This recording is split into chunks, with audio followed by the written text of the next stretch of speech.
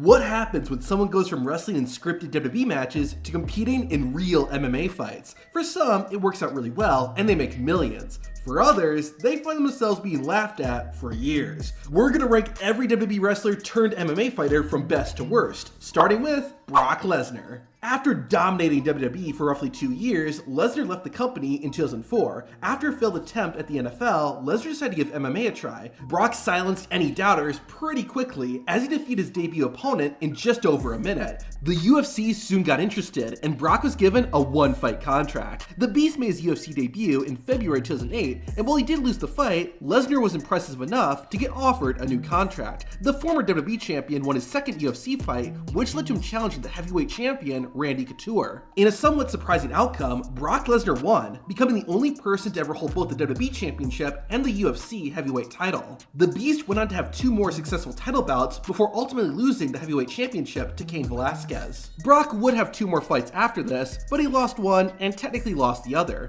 One of the reasons for Lesnar's fall in MMA was due to suffering a bout of diverticulitis and needing to undergo surgery. Brock wasn't the same fighter after that, but despite that, his accomplishments cannot be understated. In addition to winning fights and the heavyweight title, Brock Lesnar also helped expand UFC's popularity and brought in record-breaking pay-per-view numbers. But if Lesnar's at the top, then who's below him? Well, the second best wrestler turned MMA fighter is Bobby Lashley. Lashley had a very similar career to Brock Lesnar. Bobby made his WWE debut in 2005 and left in 2007, but during that time, he accomplished a lot, most notably representing Donald Trump in the iconic Battle of the Billionaires WrestleMania match. However, in July 2007, Lashley was sidelined with an injury and was released from his WWE contract before he could return. The same year he left WWE, Lashley stepped inside the octagon. The Almighty won his debut fight in just 41 seconds, and this wasn't beginner's luck. Lashley won his next 4 fights and only suffered his first defeat in his 6th match. In fact, for Bobby Lashley's entire MMA career, he competed in 17 fights and only lost 2.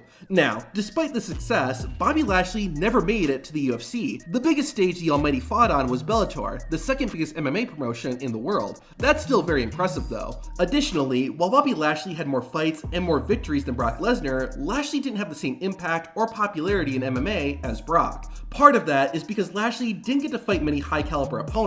Bobby Lashley was also continuing to wrestle while doing MMA, and that's likely a big reason he only got as far as he did. Regardless, Bobby Lashley's MMA career was a success, and the guys you're about to see would have died to have an ounce of what he got. But first, let's go to number 3, Jake Hager. Known as Jack Swagger in WWE, the All-American American had kind of an odd career. Swagger debuted in 2008, and within a few months, he had won the ECW Championship. About a year later, Jack Swagger won the Money in the Bank contract at WrestleMania, and then cashed in to defeat Chris Jericho and become World Heavyweight Champion. While it was a huge accomplishment, Swagger's world title reign wasn't all that memorable, or even that great. After losing the title, Jack Swagger became more of a minor character on TV. His last really big moment was in 2013, when he challenged the World Heavyweight Champion Alberto Del Rio at WrestleMania. The real American didn't win, and while he still had his moments, Swagger's WWE career never reached those same heights. The same could be said for his MMA career too. In early 2017, Jack Swagger was officially released from his WWE contract. That same year, Jack Swagger, now using his real name, Jake Hager, announced he would fight in Bellator. However, his first fight wouldn't be until over a year later, in January 2019. Hager won his debut match in the first round, as well as his second fight 4 months later, but Jake immediately faced criticism. Both of Hager's opponents were not highly ranked, and it seemed like Bellator was giving the former WWE wrestler easy opponents to protect him. Likewise, Hager's third MMA opponent had a more impressive record, but still wasn't much of a challenge. However, this fight ended in a no contest due to Hager's inadvertent strikes to his opponent's groin. Following this, Hager wouldn't have another fight until 1 year later, which he won by split decision.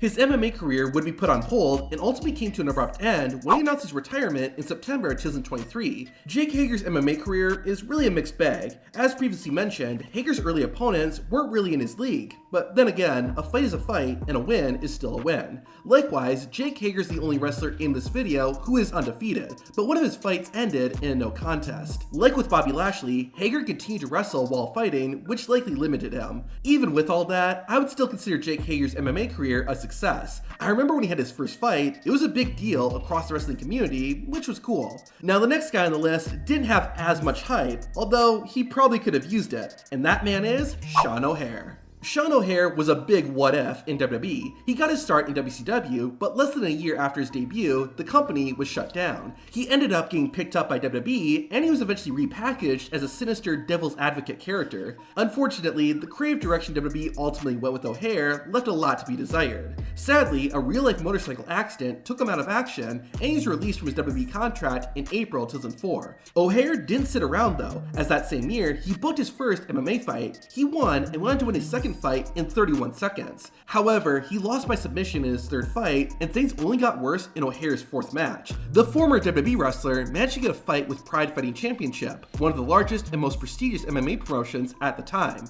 However, Sha OHare's opponent was Eric Esch, aka Butterbean. Bean made short work of OHare, knocking him out in 29 seconds. After that, Sha OHare took nearly a year off before returning and having 2 more fights in 2007, both of which he won. A 4-2 record in MMA isn't bad, but Sha OHare's mixed martial arts career never really got going. He mainly competed for smaller promotions, which limited his reach and popularity. Maybe if he had gotten more fights on larger stages, things could have been different, but at the very least, OHare had a respectable MMA career. The wrestlers we're going to look at next had the opposite of that. With that, let's talk about Giant Silva. As part of the Human Oddities, Giant Silva stood at over 7 feet tall. Despite that, he had a pretty forgettable WWE career. He only wrestled 10 televised matches, most of which were tag team affairs. Silva could move well, but he was sloppy in the ring, which is likely one of the reasons he was released in 1999. Giant Silva continued his wrestling career with other companies, but in 2003, he also made the jump to MMA. He competed primarily for the previously mentioned Pride promotion in Japan. He lost his first fight, but did go to all 3 rounds. Silva eventually lost a few months later by winning his second fight, but it was pretty much all downhill from there. He lost his next 5 fights, all within the first round.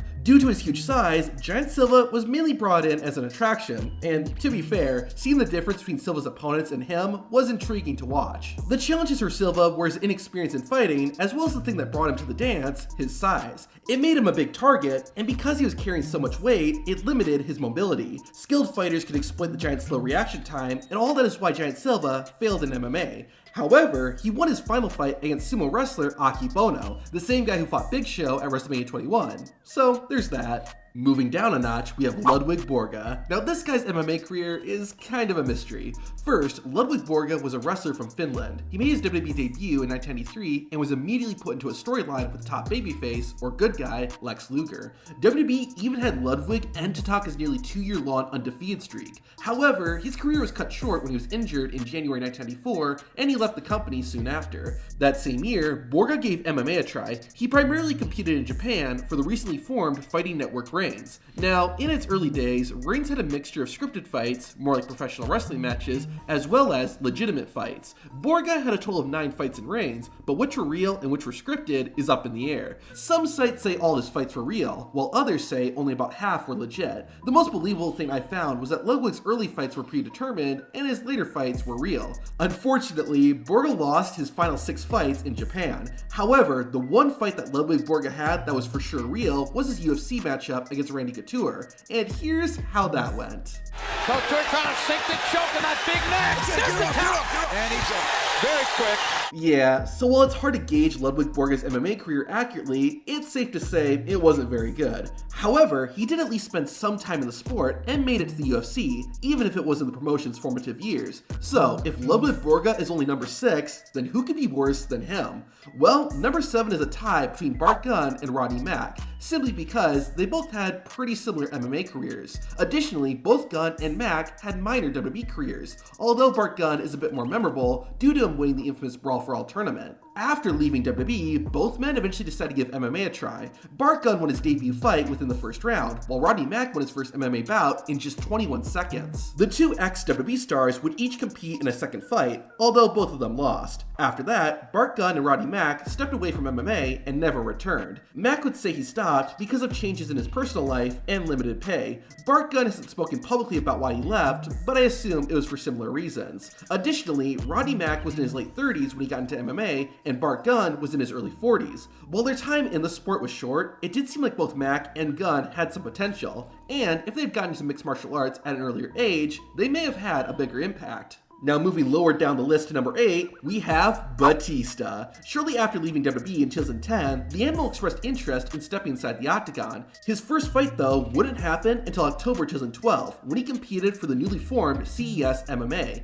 In fact, Batista headlined the promotion's first pay-per-view event. Batista's opponent was journeyman Vince Lucero, who didn't have the same physique as the former world champion. The two started by throwing some sloppy-looking punches, but spent most of the fight pressed against the side of the cage. Batista did get the win after landing several punches to the back of his opponent's head. While a win is a win, Batista's victory didn't win over many MMA fans or critics. The Animal said afterward he would fight again, but his age and lack of experience held him back. On top of that, not long after this, Batista would have his breakout role in Guardians of the Galaxy, so it's not surprising that Batista was one and done in the octagon. While Batista did win, I rank him pretty low just because of how lackluster of a fight it was. However, at least the Animal can say he won an MMA fight. This next wrestler can't say the same. At number 9 is CM Punk. Punk is the most infamous wrestler turned MMA fighter. After his exit from WWE in early 2014, Punk announced he was changing professions. The best in the world was entering the world of mixed martial arts, and the UFC welcomed the straight-edge star with open arms.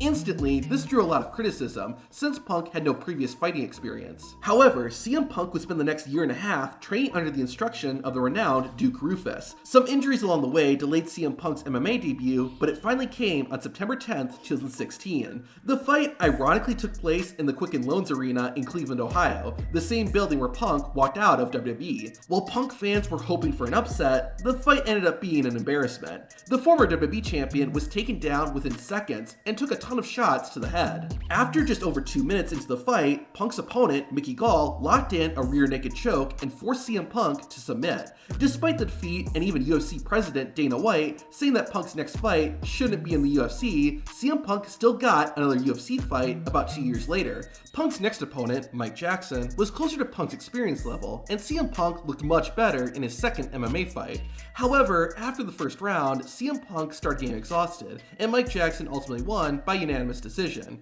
Technically, the fight was a draw, as the result would be overturned 3 years later when Mike Jackson tested positive for marijuana. CM Punk's MMA career is mocked online, and it's difficult to defend. Punk was 37 years old going into his first fight, while his opponent was 24. Additionally, wrestlers like Brock Lesnar, Bobby Lashley, and Jake Hager all had some actual fight experience, while Punk did not. On top of that, CM Punk's body had been destroyed from years of wrestling, so it's hard to be surprised at the outcome of Punk's MMA career. It's made even worse that all this happened on the biggest stage in MMA. Surprisingly though, there are WWE wrestlers who did worse than CM Punk, such as Kid Cash. If you don't know, Kid Cash got his start in ECW, but wrestled a little everywhere. Arguably, his biggest accomplishment was winning the WWE Cruiserweight Championship in 2005. However, Cash left the company in 2006, and by 2016, he had retired from wrestling. That same year though, Kid Cash decided to get into MMA at the age of 47. In the lead up to his fight, Cash trashed CM Punk's MMA ability and even challenged him to a fight.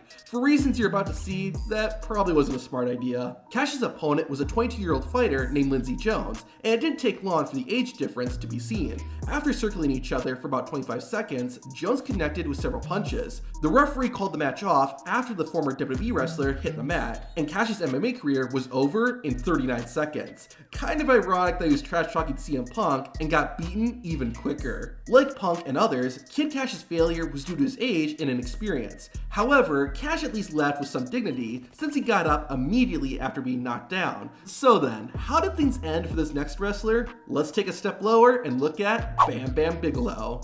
Inside the squared circle, few wrestlers have ever looked as menacing as Bam Bam Bigelow. The man was a monster. He was fast and agile for his size and looked like he could destroy anyone that got in his path. However, looking tough and actually being tough are two separate things. After leaving WWE in late 1995, Bigelow decided to take his talents to the developing world of mixed martial arts. The big guy took on a Taekwondo black belt named Kimbo Leopoldo. The problem for Bigelow was that he didn't have any fighting experience. I think you can tell where this is going. Within seconds of the fight, Bam Bam Bigelow was taken down and he never got back up. The former WWE star ultimately submitted, ending the fight after just over 2 minutes. Now, according to Bam Bam, he was given $100,000 to throw the fight, and that's why he lost. I've also read that Bam Bam thought the fight was going to be more of a scripted wrestling match than a real fight, so I don't know. The one thing I do know is that this is a completely one-sided fight, and Bam Bam should not have been put in a cage with a fighter as experienced as Leopoldo. though. This ended up being Bam Bam Bigelow's one and only MMA fight, and for good reason. Now, what could possibly be worse than this? Well, let's check in with Dr. Death Steve Williams. If you've watched my top 10 most overhyped WWE wrestlers video, you know that Dr. D was supposed to be a big deal. Without going into too much detail, Steve Williams was almost immediately humiliated upon making his WWE debut when he was knocked out on live TV. The reason this was so humiliating is that Dr. Death was considered one of the legit toughest guys in wrestling. Maybe it was a fluke or something. Either way, Steve Williams had a chance to redeem himself after he left WWE. Dr. Death had his first MMA fight in 2004 at the age of 43. Williams' opponent was a 26-year-old kickboxer, and here's how it went. Within 7 seconds, Steve Williams had got kneed in the head. He took several more strikes to the skull before the referee called it off. Dr. Death Steve Williams was an MMA fighter for all of 22 seconds, and after this fight, he stuck to wrestling. Now, Steve Williams might be the worst WWE wrestler turned MMA fighter, but he wasn't the most overhyped WWE wrestler. To find out who is, watch the video on screen.